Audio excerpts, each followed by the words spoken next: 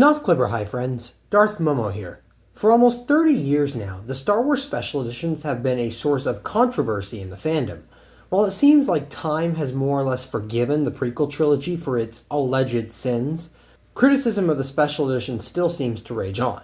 With the news of Disney's choice to disrespect franchise creator George Lucas for the umpteenth time by releasing one of the theatrical versions of A New Hope in theaters for its 50th anniversary, the special editions have once again been thrown in the spotlight, and since it seems a great many in the fanbase have either misunderstood the special editions for far too long or have judged them too harshly, I thought now would be a great time to defend them.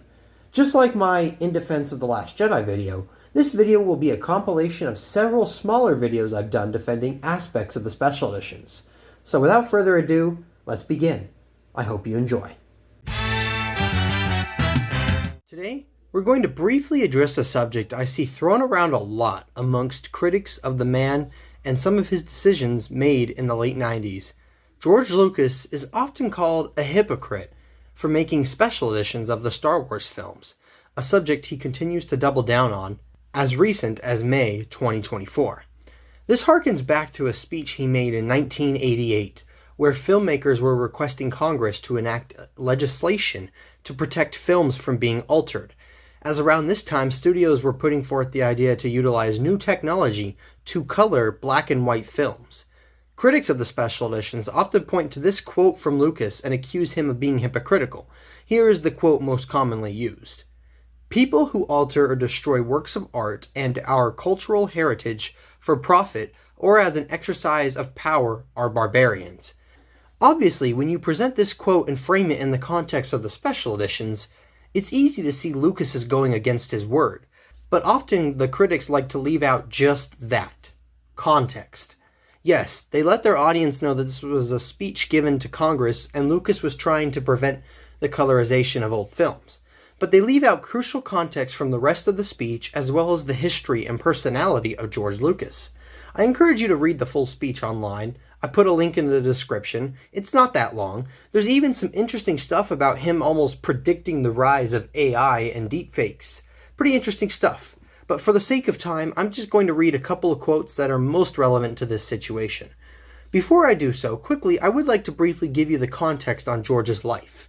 He has always had it out for studio executives. He comments frequently about them in interviews, especially earlier ones throughout the 80s, 90s, and the early 2000s. Often about how Hollywood is a bunch of suits who lack creativity and do nothing but get in the way. This is personal to him because his films have often been affected by such. Films of his like THX 1138 and American Graffiti were butchered and had runtime cut out just for the sake of it by studio executives, according to Lucas. Even the Hollywood interference on the first Star Wars film was there. This might not be well known, but Star Wars was almost going to be cut down and have the film end after the Death Star escape, removing the Battle of Yavin entirely. Google it. George was a victim of Hollywood execs from early on. With all this in mind, let's read those quotes I mentioned. "I am not here today as a writer, director, or as a producer, or as the chairman of a corporation. I've come as a citizen of what I believe to be a great society that is in need of a moral anchor to help define and protect its intellectual and cultural heritage. It is not being protected." The destruction of our film heritage, which is the focus of concern today, is only the tip of the iceberg.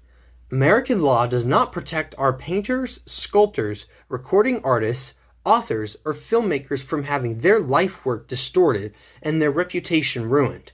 If something is not done now to clearly state the moral rights of artists, current, future, and technologies will alter, mutilate, and destroy for future generations the subtle human truths and highest human feeling that talented individuals within our society have created. A copyright is held in trust by its owner until it ultimately reverts to public domain. American works of art belong to the American public. They are part of our cultural history. There is nothing to stop American films, records, books, and paintings from being sold to a foreign entity or egotistical gangsters and having them change our cultural heritage to suit their personal taste. There are those who say American law is sufficient. That's an outrage. It's not sufficient. If it were sufficient, why would I be here? Why would John Huston have been so studiously ignored when he protested the colorization of The Maltese Falcon? Why are films cut up and butchered? As you can see, taking Lucas's personal experience in mind, which once again, feel free to research and confirm yourself, these comments have nothing to do with the idea of the special editions. Keep in mind that most of the black and white filmmakers are dead by this point. They aren't able to consciously make these decisions. These are something that studios would be doing to a deceased filmmaker's work. He's describing this as an issue of protecting a filmmaker's work from being edited by technologies, foreign entities, companies, studios, etc. He's describing here that filmmakers and various artists have nothing to protect their work from being distorted. I don't think that would be a fair statement to say that they can't distort their own work. So clearly this has nothing to do with an artist altering his own work. If anything, this speech further marks the right of the filmmaker themselves to be the only owner of their work, and that nothing should be done to their work without their approval, until it becomes public domain, of course. So Lucas was not being hypocritical when he created the special editions. Far from it. Lucas has no issue with the idea of the special editions because it is he making the changes, not someone else. This is how he wants to preserve his work. And if another company wanted to mess with the work after he passed away, then Lucas would take issue with this notion. I do want to note too that while yes, some artists, such as Steven Spielberg, don't agree with the idea of editing films once they've been released. That is their right to feel and act that way.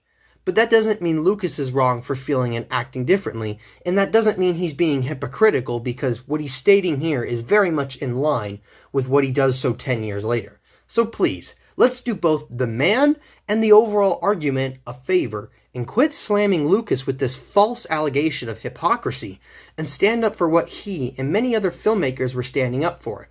The right to edit films belongs solely to the filmmakers themselves, not some greedy corporation out to make a quick buck.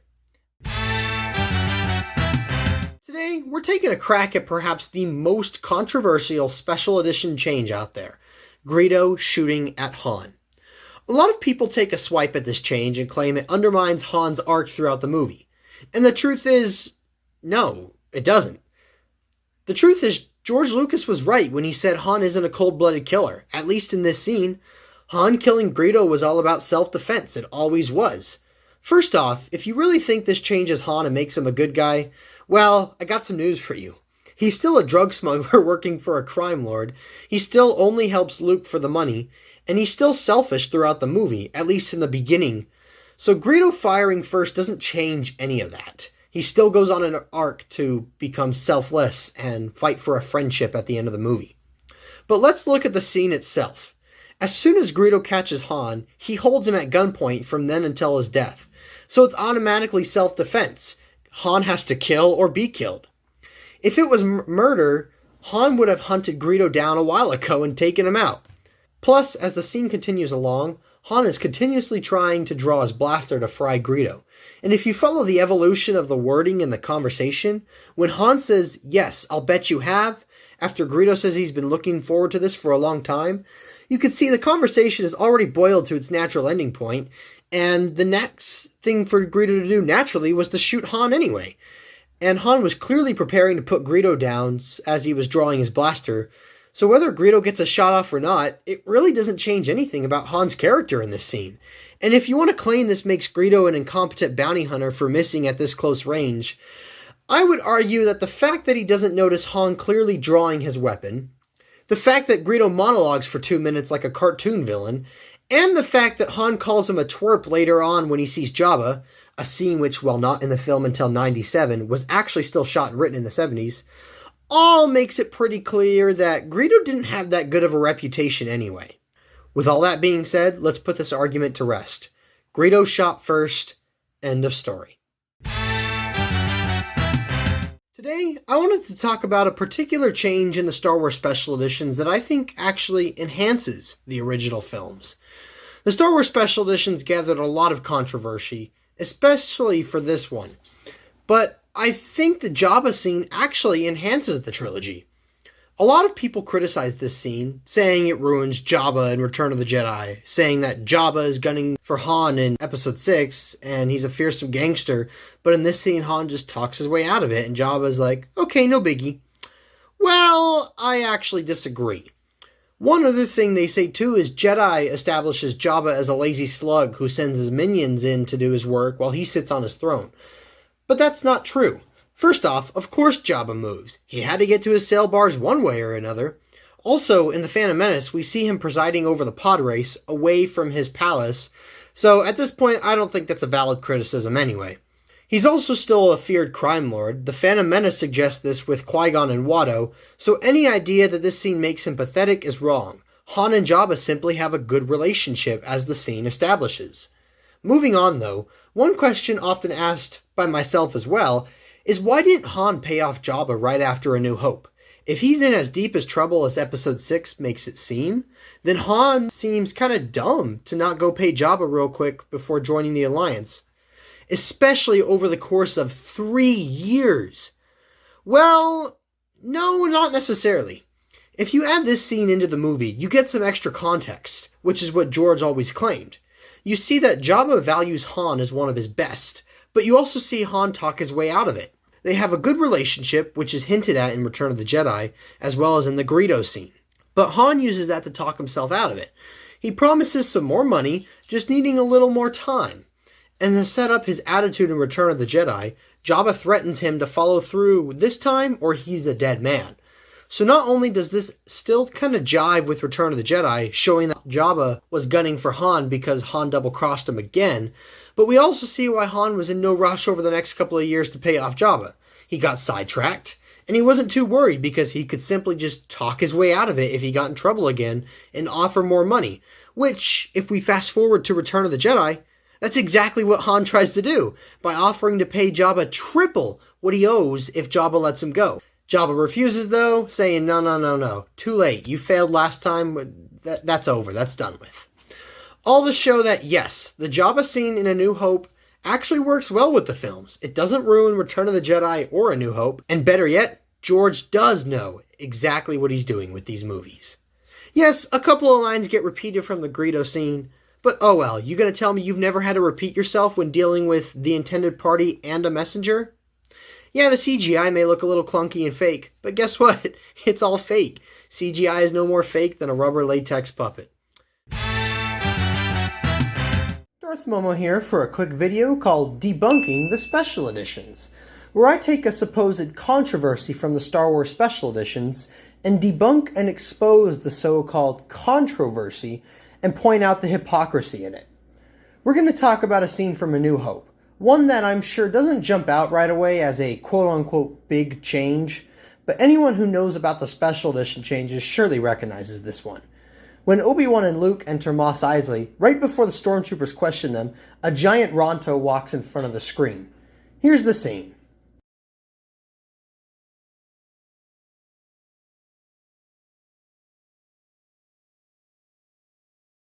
A lot of people complained about this scene saying it blocked the screen and it was a dumb change. Perhaps, or perhaps not. While you will find a lot of fans criticizing this, I'm sure you would be extremely hard-pressed to find someone who criticizes the way this scene was pre-1997. Let's take a look.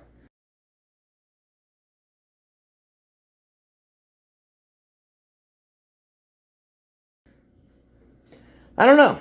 Maybe I'm in the minority on this one, but to me it seems more or less the same. You have a giant astromech blocking part of the frame anyway, and you've got so many people moving in between the land speeder and the camera that the scene already feels so busy. Does adding the Ronto really make much of a difference? In fact, find someone who doesn't know about the Special Edition changes and just show them the current edition of the film, and I guarantee you there is at least a 95% chance it won't even faze them. If you want to criticize both ways the scene is and say it's too busy altogether no matter which version, I can respect that. But for someone or a so-called Star Wars fan to say that this version is completely okay and this version ruins the movie is really a big stretch in my opinion, and it just seems pretty hypocritical. That's my take at least. If you've seen the 2004 DVD version of Star Wars, perhaps you've noticed this specific detail in Return of the Jedi when Luke first begins his duel with Vader. An interesting error, because now it almost looks like Luke was defending Palpatine instead of trying to kill him. But why was this like this? It didn't look that way before. Most, including myself, assumed this was simply a color or timing error that was overlooked when the film was put onto DVD, as they went back and fixed it for the 2011 Blu-ray release. But one day I happened to be watching my old VHS tape from 1992 of Return of the Jedi, and I happened to notice something. Take a look. Here's the scene. This is a capture of my VHS tape, but in case you don't believe me, here's the original Jabba dance scene in the beginning of the film. So yes, it's the original.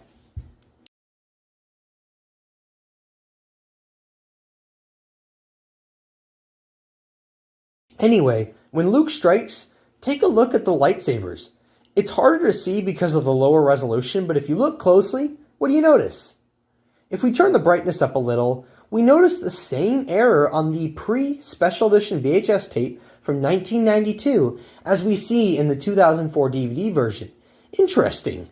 So while it's clearly still a movie mistake, it wasn't something that originated with the DVD masters. In reality, it was there all along, and just something we never noticed until 2004. Interesting. And today, I wanted to talk about something different. Something old, but with a fresh take on it. I wanted to talk about the Star Wars Special Editions and why I respect them and George Lucas for doing them. This isn't going to be a talk about, oh, this is why I like these changes or why these are good. No, talking about the individual changes made to the films has been done over and over and over again over the last 2-3 decades. It's been beaten. It's done. We moved on. I'm here to talk about why, in principle, as a filmmaker, I respect the idea of the special editions and why George Lucas would edit his movies and why I agree with that. The more I've studied George Lucas over the years, the more my opinion has changed on this. Back 10, 15 years ago, once I kind of really understood and learned what the special editions were, I felt like the rest of the internet. I was like, oh, that's stupid. These changes are stupid. Yeah. George Lucas shouldn't have done that. Bring us the original cuts. Ugh. But as time's gone on, the more I've just learned about the special editions as a topic, and the more I've just learned about George Lucas as a filmmaker, and just him as a man, and his career, and what he's done, and his work, and his life's work and legacy, the more my thoughts have changed and grown more nuanced, and the more I just respect him as a filmmaker. A lot of the issues I think that we face in Hollywood and just with film and the industry and television, etc., I feel like these are all issues that he was talking about and working against 40 years ago. We talk about this idea like studios getting involved and just producing corporate slush, no passion, etc. George Lucas was talking about that in the 70s. And I would consider the era of the 70s and the 80s probably far better for television and film than it is now, as far as quality and passion. George Lucas just completely revolutionized the industry. So him going back and kind of re-editing his films might seem like an outlier from someone who was otherwise, by all accounts, a great visionary, a great filmmaker who completely just changed how movies were made.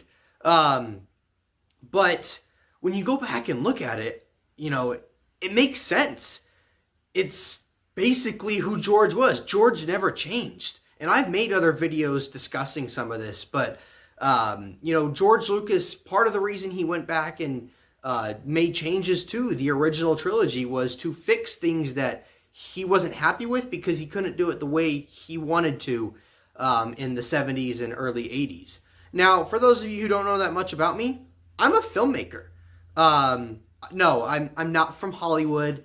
I'm not out here making the next blockbuster or working on that, etc. For years, me, along with other friends in high school, we made short films.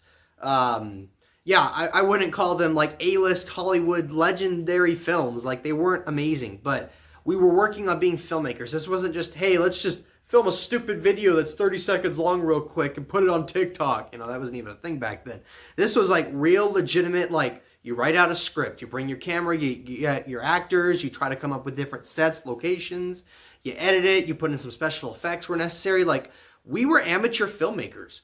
And there was a lot of growth that came with that. There was a lot of things that we couldn't do on earlier videos that we could later on down the road. Part of that was just gaining resources, gaining access to greater technology, just like George Lucas did.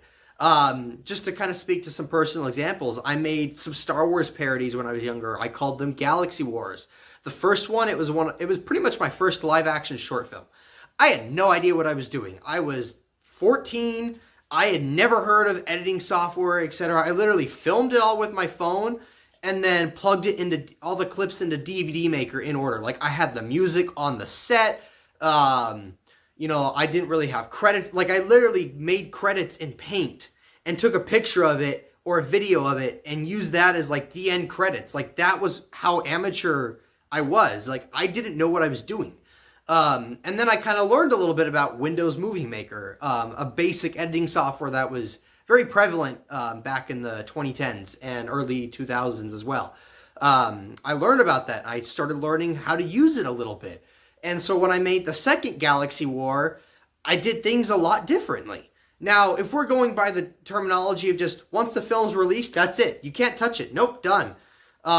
Galaxy War 1 would have been a lot different from Galaxy War 2. But because I learned some things and grew and, okay, I saw how to do this and how to do that, I was able to go back and change some things to make Galaxy War 1 look better. It fit better with the rest. You know, just like George Lucas, I changed the old to fit with the new because the old didn't exactly fit how I wanted it to be. I had a vision. I had ideas for how I wanted Galaxy War to look.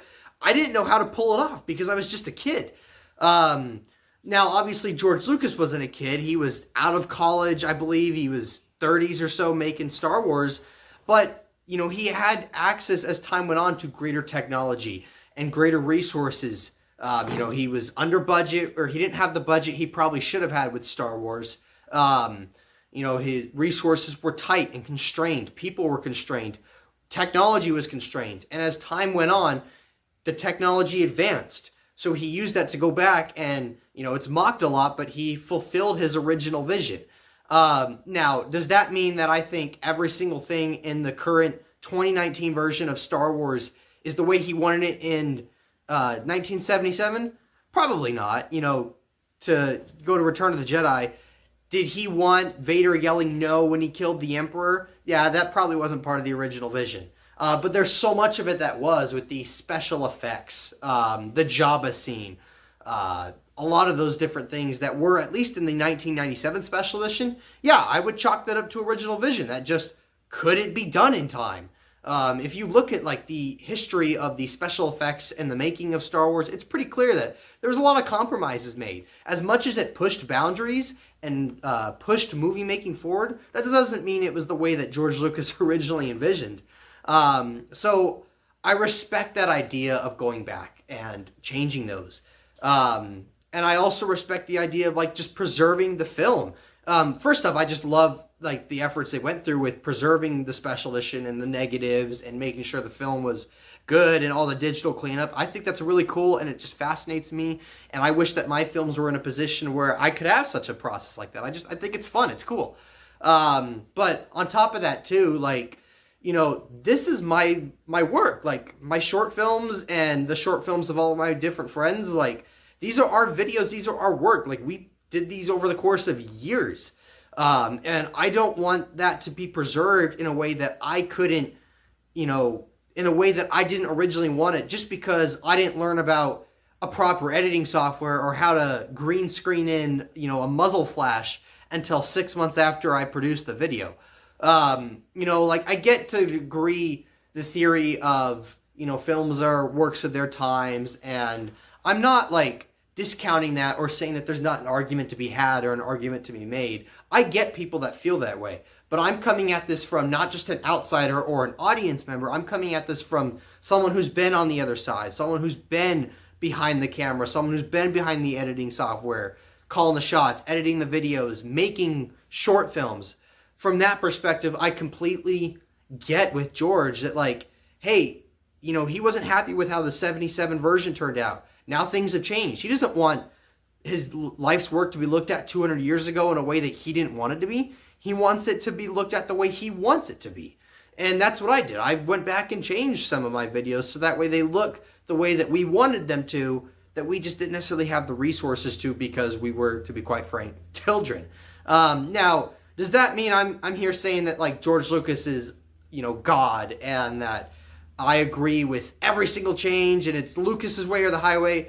No, you know, I would, if I was the one calling the shots, I would not have made all the changes that George Lucas made.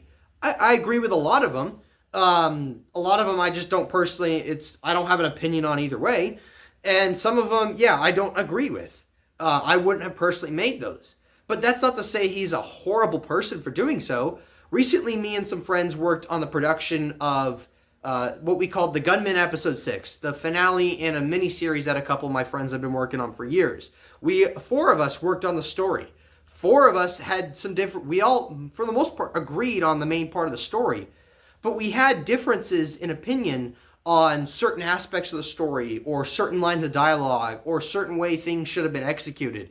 Does that mean that because I disagreed from the other three people, does that mean that I'm stupid and horrible, or that they're stupid and horrible people, and that either one side or the other is clueless? No, we're individual people with different perspectives. George Lucas made these movies. He's going to have a completely different perspective than me as an audience member. Just like I'm sure if by some rhyme or reason I met George Lucas and showed him some of my videos and some of the changes I made, he might feel differently as opposed to me. You know, that's not something to rail Lucas for. They're his movies. He has that right to do so. For those of you who think he's a hypocrite for his changing the movies in what he said in 1988 in his words about movies being colorized, I made a video on that, so go ahead and check that out. But no, I don't think that Lucas is a horrible person for making the special editions. I think that Lucas is honestly the man we needed for our time. He is one of the greatest filmmakers that ever lived and probably will ever live for a long time to come. I completely agree with all his decisions in regards to making special editions and the changes that he made and the reasonings behind that. For those of you who really want an in-depth dive on the special edition and film preservation, check out Rick Worley's video. His YouTube channel is called Rick Worley. It's about a 3.5 hour long video about the making of the special editions and the logic, and just, it's super in-depth. It's really interesting just from like learning about film history. It's really interesting, you know, like movies get changed, maybe not to the degree Star Wars did, but movies get changed often. But George was the only one who got flack for it. I think there's so much, that's really all I could say is check out Rick Worley's video if you want more information. That's just, I mean, like, I go through all this different changes, like I said, but I'm not going to, because that's been done. This video is about the principle and the idea of the special editions. And as a fellow filmmaker, I completely 110% stand behind George and his decisions to edit the films and to keep the films publicly available only the way that he wanted them to be. Well, if you're still here, I extend my gratitude to you for watching, and I hope I've sincerely caused you to perhaps reconsider the special editions and give them another chance. If you want an even greater deep dive, I can't recommend enough that you go check out YouTuber Rick Worley's video on the special editions. It's a little lengthier, but it's worth every second. I'll leave a link in the description. Otherwise, thanks for joining in, and may the Force be with you. Always. Thanks for watching. Please subscribe to the channel. If you liked the video, comment down below and hit that like button. Oh, and check out some of my other videos. I'm sure you'll find them delight.